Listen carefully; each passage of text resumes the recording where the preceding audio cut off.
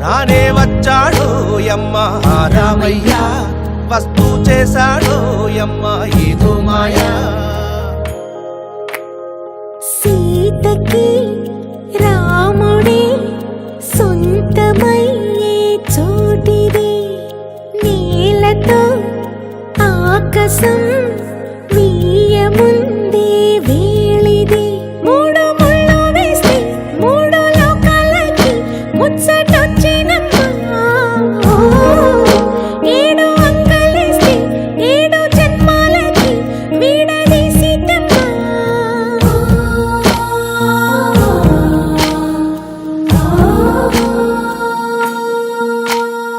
సీతమ్మ వాకిట్లో సిరిమల్లె చెట్టు, సిరిమల్లె చెట్టుపై చిలక వాలింది.